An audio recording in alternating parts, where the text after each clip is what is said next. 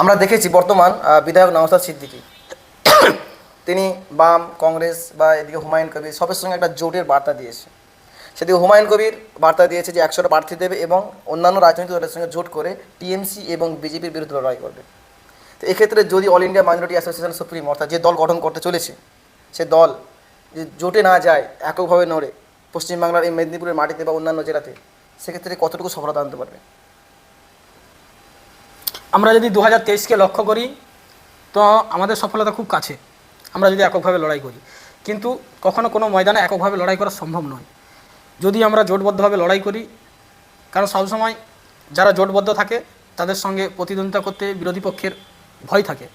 আর আমরা যদি জোটবদ্ধভাবে লড়াই করি সেই জায়গায় পূর্ব মেদিনীপুরের মাটিটা আমাদেরই থেকে যাবে। জোট হবে এরকম কি কোনো হালকা আপনারা ইঙ্গিত পেয়েছেন? দেখুন, প্রতিটা ইলেকশনের সময় যেভাবে আমাদের সুপ্রিমোর কাছে বিভিন্ন রাজনৈতিক দলের লোক যাতায়াত করে বা যোগাযোগ করে, ওইভাবে হয়তো যোগাযোগ চলছে বা অনেকে এসেছে। আপনারা জানেন হুমায়ুন কবির সাহেব এসেছিলেন, কী জন্য এসেছেন, কী কথা হয়েছে এটা আমি বলতে পারবো না, কিন্তু অনেক রাজনৈতিক দল এসেছে যারা আমাদের জোটের আসতে চাইছে, কিন্তু সেটা আমাদের সুপ্রিমোর উপরে সিদ্ধান্ত। যদি জোট হয় পশ্চিমবাংলার পক্ষে তৃতীয় শক্তি জোট, আমি ধরে নিলাম এটা টিএমসি, একদিকে বিজেপি আর অন্যদিকে সমস্ত রাজনৈতিক দল, ধরুন বিজেপি, আপনার কংগ্রেস, সিপিআইএম, আইএসএফ বা আইমা সমর্থিত নতুন রাজনৈতিক দল, এদিকে এসডিপি, সমস্ত কিছু মিলে যদি জোট হয়, আপনার কি মনে হয় পশ্চিমবাংলায় রাজনৈতিক চিত্র কী হতে পারে? রাজনৈতিক চিত্র বলতে রাজনৈতিক চিত্র তো এরকম চেঞ্জ হবে।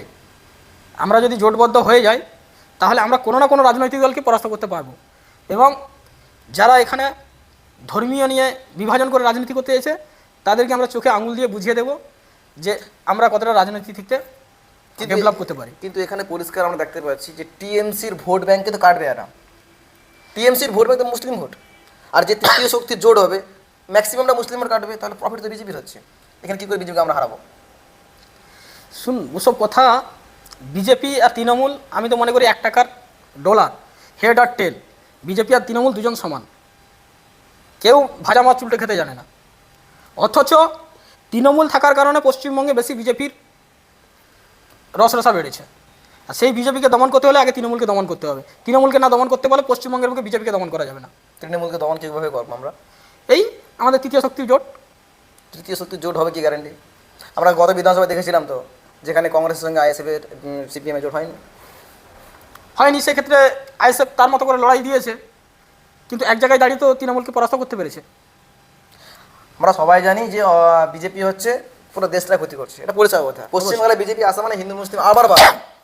এদিকে আমরা দেখেছি যে টিএমসি সরকার বিজেপির বিরুদ্ধে, আপনাদের যদি বিরোধী শক্তি সিপিএম ধরুন, কংগ্রেস ধরুন বা অন্যান্য যারা রাজনৈতিক দল, সব বিজেপির বিরুদ্ধে।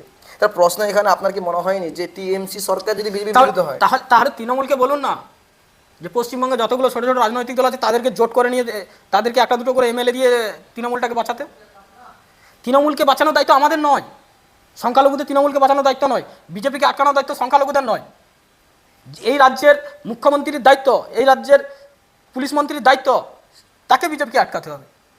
তৃণমূল এতদিন ক্ষমতায় আছে, বিজেপিকে আটকাতে পারে না কেন? আজকের যাকে দুধ কলা দিয়ে পুষেছিল আজকে সেই বিজেপিতে গিয়ে আজকে তাকেই আক্রমণ করছে, তার বিরুদ্ধে মুখ খুলতে পারছে না। আর কোনো সংখ্যালঘু রাজনৈতিক দল যদি পশ্চিমবঙ্গের বুকে উঠে আসে তখন তাদেরকে বিজেপি দালাল বলা হচ্ছে।